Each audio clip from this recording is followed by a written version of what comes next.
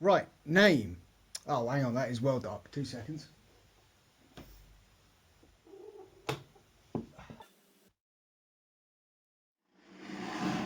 That's better.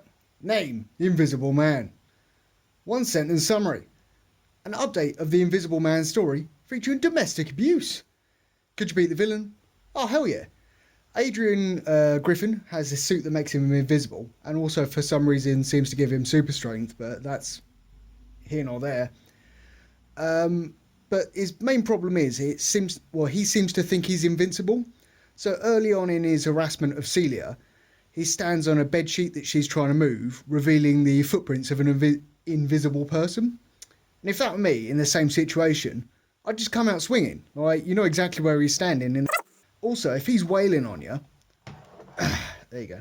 If he's wailing on you, like, he must be within arm's reach, so he's close enough for you to gouge. So there we go.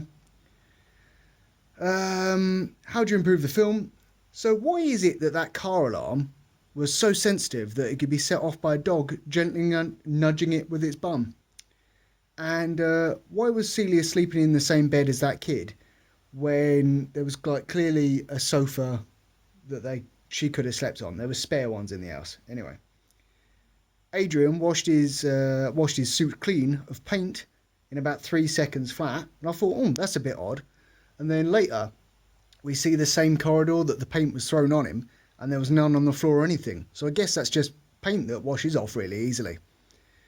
For a secure mental health facility that Celia is locked up in, that place did not seem very secure. She didn't encounter a single locked door whilst escaping.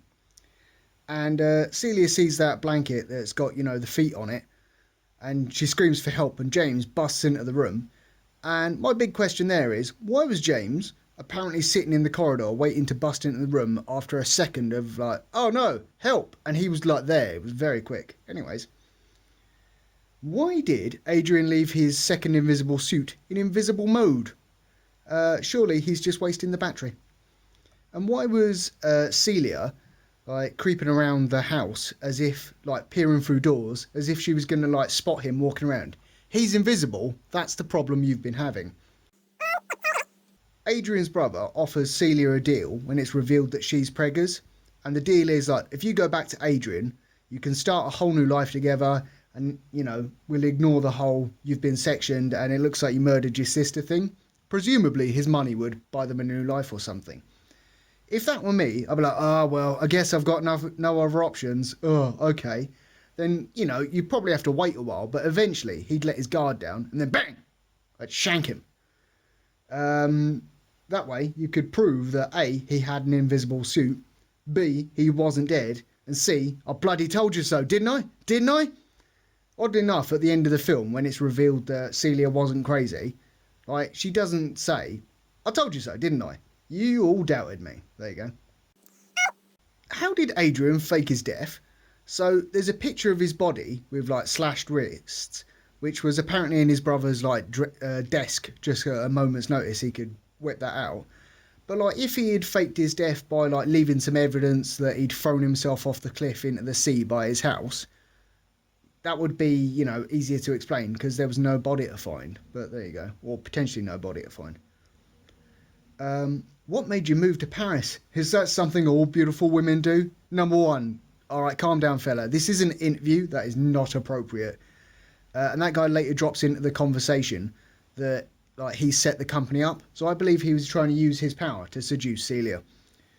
Number two, why were they having that interview like as they walked through an open plan office and then they sat at a desk in the middle of that open plan office? Doesn't seem very private. Who fed Zeus the dog whilst Adrian's house was all like closed up because he was apparently dead? There were like dust sheets on stuff, so why was the dog still walking around there? Who's looking after that fella? Anyway, why did the girl think that Celia had slapped her? She was more than an arm's length away, and it wasn't even like the invisible man grabbed Celia's arm and then used it to slap the girl, so that's strange. And if you've got something crazy to tell people, like, I didn't kill my sister, an invisible man framed me for it in the middle of a restaurant, try and do it in a calm and reasonable manner so you don't look mental. And why was the sister so mean to Taylor or Tyler, whoever the waiter was? He's just trying to do his job. He probably doesn't even want to be a waiter. He wants to be an actor or something. Yeah. And the fire extinguisher appeared to be a CO2 one, and it left like a powdery residue on the Invisible Man at the end. But I don't believe it did leave a powdery residue of the same nature on the frying pan and oven that were on fire previously. So there you go. Rating out of 5 beers. Give this a 3. It was fine. I bet it wasn't originally like titled The Invisible Man. I think that Universal have just been like, oh, monster movies, do one of those. But there you go. Yeah, anyway, it passed the time, and it has made me mildly paranoid, because you never know who's watching. Anyway, thumbs up.